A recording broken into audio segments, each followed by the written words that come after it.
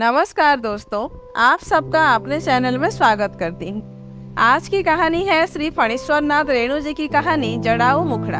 तो चलिए आज की कहानी को हम लोग शुरू करते हैं। बटुक बाबू ने मन ही मन तय कर लिया ऑपरेशन करवाना ही होगा, और इसी जाड़े में बटुक बाबू पिछले एक सप्ताह से मानसिक अशांति भोग रहे थे चुपचाप। जब जब उनकी एकलौती बेटी बुला सामने आती, बटुक बाबू का चेहरा उतर जाता। बुला की ओर आंखें उठाकर नहीं देख सकते। उनकी ऐसी गंभीर और उदास मुद्रा को देखकर बुला डर से कुछ नहीं बोलती। बाप के जी के बारे में माँ से भी कुछ पूछने की हिम्मत नहीं होती। पत्नी ने कई बार पूछा तो कोई खुलासा जवाब नहीं दे सके बटुक बाबू। कल रात बुला अपनी माँ के साथ मच्छरदानी के अंदर सो रही थी।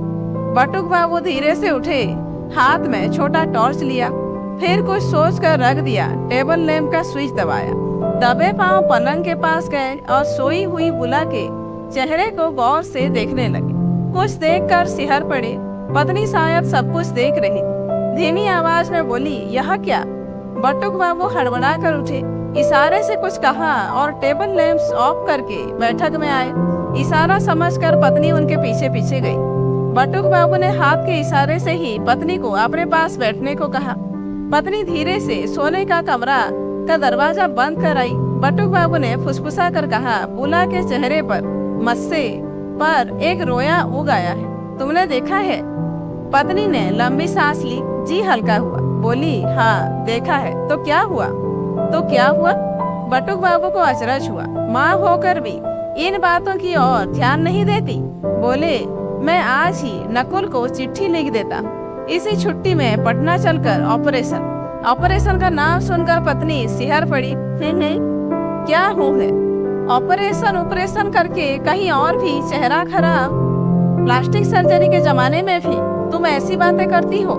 पिछले 16 साल से जब जब बटुक बाबू ने ऑपरेशन करवाने का प्रस्ताव किया, पत्नी ने समर्थन नहीं किया, और राई भर का मस्सा बढ़ते बढ़ते अब गोल मिर्च के बराबर हो गया है। उसमें एक केस भी उग आया है। अब भी कहती है कि ऑपरेशन नहीं। बटुक बाबू ने नाक सिकोड़कर कहा, कितना फदूदा लगता है यह रोया, तितली सी कस की तरह। परम सुंदर चेहरे पर यह गोल मिर्च जैसा मस्सा, और उसमें पत्नी को ऑपरेशन के बदले अपने बड़े भैया की बात याद आई। तुम लोग इत्मीनान से बैठे हो क्यों? लड़की बड़ी हो रही है।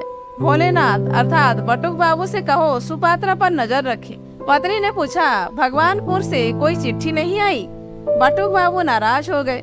भगवानपुर से क्या चिट्ठी आएगी?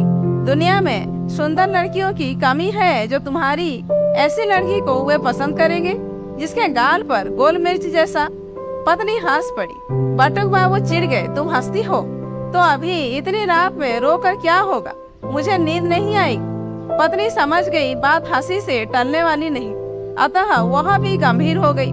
दोनों बहुत देर तक विचार विमर्श करते रहे। बात तय हो गई, इसी छुट्टी में यानी 15 दिन के अंदर ही चलकर ऑपरेशन करवा लिया जाए। दूसरे दिन से बटुक बाबू से ज्यादा परेशान उनकी पत्नी दिखने लगी।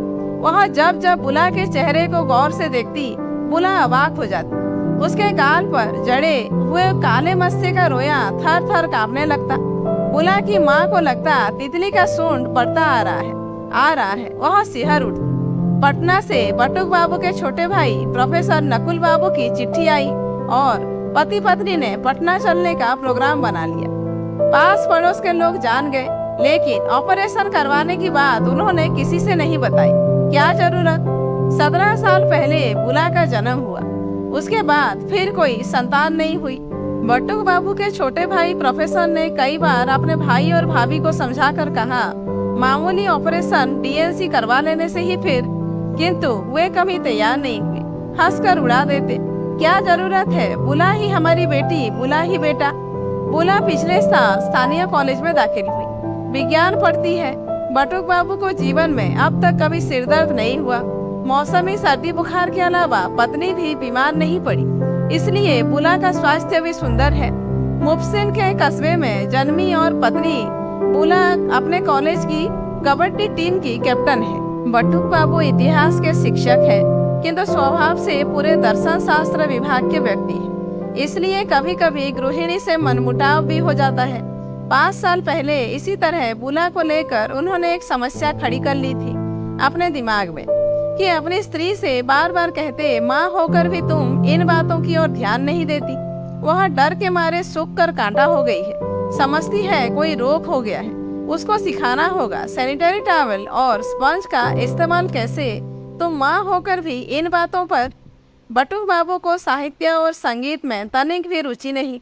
उपन्यास और कहानियों से उतना ही चिढ़ते हैं जितना सिनेमा और थिएटर से। इसलिए चाहते थे कि उसकी पत्नी और पुत्री ना कभी उपन्यास कहानी पढ़ें और सिनेमा थिएटर देखें, किंतु पत्नी महीने में 2-3 बार सिनेमा देख आती है।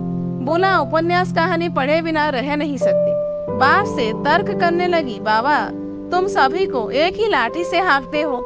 अंत में मालूम हुआ कि बटुक बाबू उपन्यास कहानी के विरुद्ध नहीं, प्रेम विवाह यानी लव मैरिज के खिलाफ। बुला हंसते हंसते लोटपोट हो गई थी। बुला कभी पटना नहीं गई, लेकिन काकी और चचेरे भाई बहनों के मुंह से बहुत बार पटना के मोहल्लों और सड़कों के बारे में सुन चुकी है। बांकीपुर स्टेशन पर पहुंचकर उसे लगा यहाँ वह पहले भी आ चुकी है। पटना आकर बुला को मालूम हुआ कि सैर सपाटे के लिए नहीं, उसके मस्से के ऑपरेशन के लिए पटना आना हुआ है। चचेरी बहन मीरा ने बताया। बुला काकी के ड्रेसिंग टेबल के सामने अपने गाल के बड़े मस्से को देखती रहती है।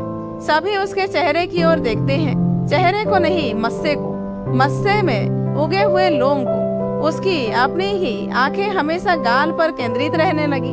प्रोफेसर नकुल ने प्लास्टिक सर्जन डॉक्टर चोपड़ा से बातें कर ली थी, इसलिए दूसरे ही दिन से सिलसिला शुरू हुआ। डॉक्टर चोपड़ा आए, मस्से को देखा, उंगली से छू कर देखा। अपने सहायक युवक डॉक्टर को कुछ नोट करवाया और चले गए। बटुक बाबू और उनकी पत्नी ने डॉक्टर चोपड़ा के सहायक युवक से एक ही साथ पूछा, आप कंपाउंडर है स्टूडेंट? जवाब दिया हंसकर नकुल बाबू की बड़ी बेटी मीरा ने, कंपाउंडर स्टूडेंट नहीं, स्टेट से आए हैं। किस स्टेट से? बटुक बाबू ने पूछा। समझ कर बोले, ओ। डॉक्टर उमेश बोले, खून की जांच। खून की जांच? बटुक बाबू अचरज में पड़े। छोटे से मस्से के ऑपरेशन के लिए भी खून की जांच? पत्नी बोली, मस्सा कोई रोग तो नहीं?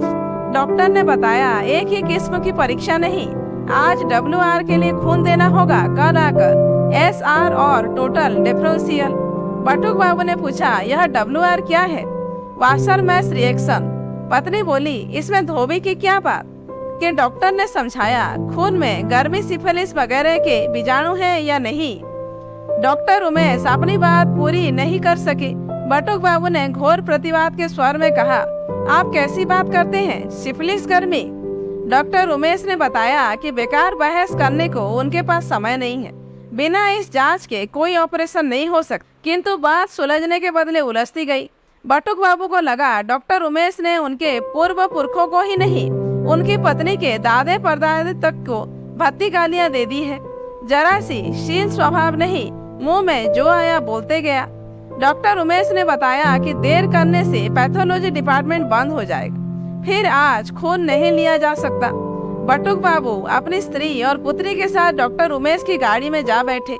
रास्ते भर वह मन ही मन कटते रहे और जब मेडिकल कॉलेज के पैथोलॉजी डिपार्टमेंट में पहुंचे तो उनको लगा उनके देह में दुनिया भर के बुरे छुतेले रोगों के कीटाणु कुलबुला रहे हैं। बेंचों पर बैठे हुए और बरामदे में आसपास खड़े लोगों से अपनी देह बचाकर वे एक किनारे नाक पर रुमाल डालकर खड़े रहे। पत्नी को मिचली आने लगी, किंतु डॉक्टर ने जब बुला का नाम लेकर पुकारा तो वह निडर होकर आगे बढ़ गई। बटुक बाबू और उनकी पत्नी को डॉक्टर ने अंदर नहीं आने दिया, ओनली पेशेंट। डॉक्टर उमेश ने पूछा, डर तो नहीं लगता? बुला बोली, जी नहीं। सुई डॉक्टर उमेश ने नहीं, दूसरे डॉक्टर ने गड़ाई। बहुत देर तक उन्हें नसी नहीं मिली, थोड़ा रक्तपात हुआ। डॉक्टर उमेश पास खड़े थे और बुला को भरोसा दे रहे थे।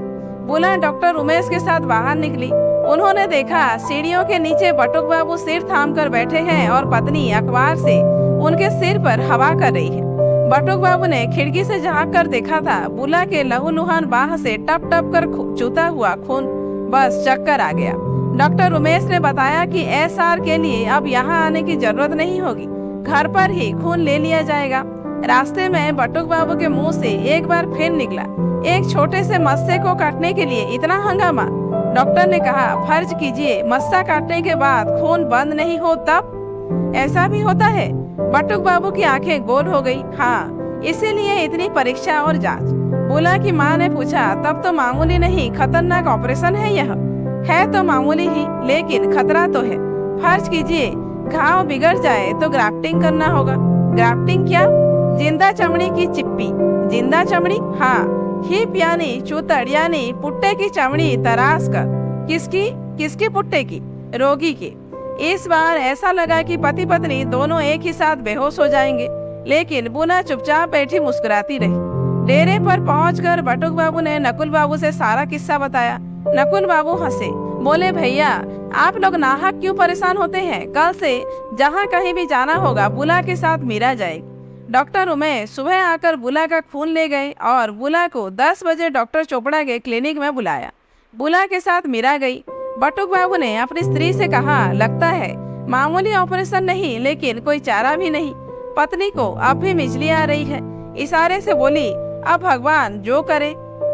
बुला और मीरा 2 घंटे के बाद लौटी। पति पत्नी गड़फड़ा कर उठे, मानो खोई हुई लड़की मिल गई। डॉक्टर उमेश सांझ को बुरी खबर ले आए। WR के लिए फिर खून देना होगा, संदेहजनक है। सुबह बुला मीरा फिर गई, फिर 4 घंटे के बाद लौटी। मीरा बोली, हम लोग अस्पताल के मैदान में लगी प्रदर्शनी देख आए। डॉक्टर उमेश का 5 रुपया खर्चा करवा दिया। क्वालिटी की आइसक्रीम। बटुक बाबू ने पूछा, अब तो खून नहीं देना होगा?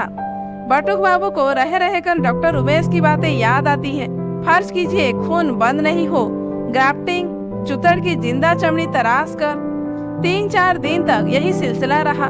बुला और मीरा रिक्शा में बैठकर क्लिनिक जाती। बटुक बाबू अपनी पत्नी के साथ लक्ष्मी नारायण मंदिर, कालीबाड़ी और पटन देवी के मंदिर और जाते। 7वें दिन नकुल बाबू ने संवाद किया। डॉक्टर उमेश कह रहे थे कि ऑपरेशन नहीं हो सकेगा। क्यों? पति पत्नी ने एक ही साथ पूछा। कल नकुल बाबू मुस्कुराकर बोले, पता नहीं क्यों। क्यों मीरा, क्या बात है? बात क्या है? बुला कहाँ है? मीरा हंसती हुई और बुला तनिक लजाती हुई आई।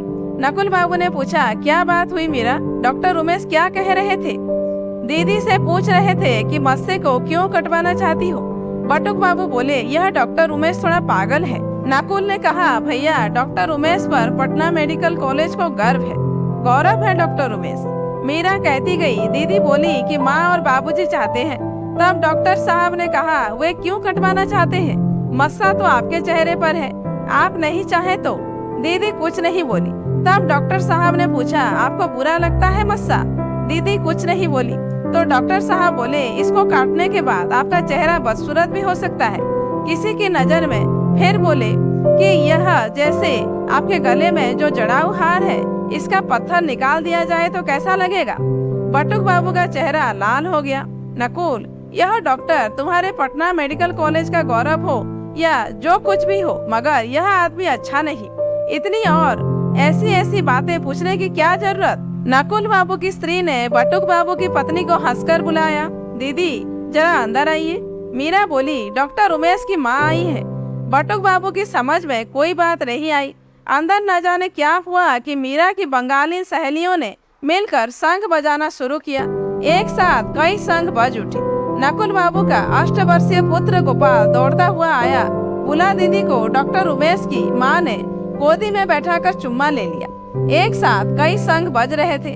नकुल बाबू हंस हंस कर अपने बड़े भाई बटुक बाबू को समझा रहे थे और बटुक एकदम नहीं समझ पा रहे थे कि डॉक्टर उमेश के नहीं चाहने पर ऑपरेशन क्यों नहीं होगा। तो दोस्तों, आज की कहानी यहीं पर समाप्त करते हैं। आज की कहानी कैसी लगी कमेंट करके जरूर बताइए। अच्छी लगी हो तो एक लाइक कीजिए, जानने वालों को शेयर कीजिए और ऐसे ही वीडियोज आगे देखने के लिए मेरे चैनल को सब्सक्राइब करना मत भूलिए।